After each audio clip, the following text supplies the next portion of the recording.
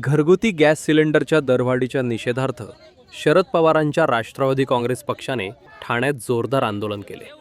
ठाणे जिल्हाधिकारी कार्यालयाबाहेर महिला कार्यकर्त्यांनी चूल पेटवून गॅस दरवाढीचा निषेध नोंदवला। आंदोलनादरम्यान महिलांच्या हातात गॅस सिलेंडर हजारावर आणि मोदी सरकारचा निषेध अशा आशयाचे फलक आणि बॅनर पाहायला मिळाले। महिला दिनाच्या पार्श्वभूमीवर हे आंदोलन करण्यात आले असून केंद्र सरकारच्या धोरणांविरोधात जोरदार घोषणाबाजीही करण्यात आली। विशेष म्हणजे जिल्हाधिकारी कार्यालयाबाहेर मांडलेल्या चुलीवर महिला कार्यकर्त्यांनी प्रत्यक्ष स्वयंपाक करून गॅस दरवाढीचा निषेध व्यक्त केला। वाढत्या महागाईमुळे सर्वसामान्य महिलांवर मोठा आर्थिक ताण येत असल्याचे आंदोलनकर्त्यांचे म्हणणे आहे। दरम्यान राष्ट्रवादी काँग्रेस पक्षाचे शहर जिल्हाध्यक्ष मनोज प्रधान आणि महिला शहर जिल्हाध्यक्ष नगरसेविका मनीषा भगत यांनी गॅस दरवाढीवर केंद्र सरकारवर टीका करत लवकरात लवकर दर कमी करण्याची मागणी केली आहे।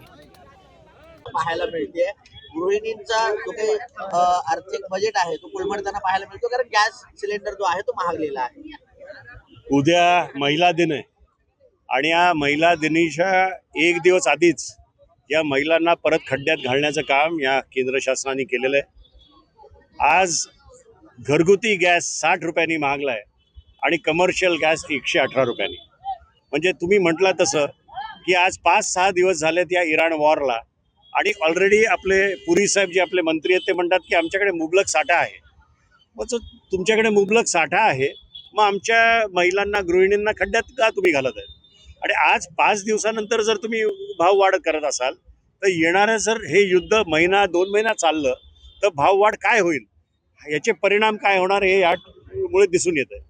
तर खऱ्या अर्थाने आमचं केंद्र शासनाला म्हणणं आहे की एका हाताने तुम्ही 1,500 रुपये आमच्या महिलांना देत आहे आणि दुसरीकडनं हळूहळू महागाईच्या निमित्ताने हे आमच्याकडनं काढून घेत आहे।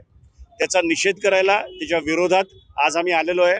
आज आमच्या महिलांनी इथे रस्त्यावर भाकरी बनवलेली आहे, रस्त्यावर त्यांनी चूल 2 पेटवून भात बनवलेला आहे आणि आम्हाला असं वाटायला लागलं चित्र की येणाऱ्या दिवसात महागाईमुळे गॅस सोडून परत एकदा हीच पाळी आमच्या महिलांवर येते की काय।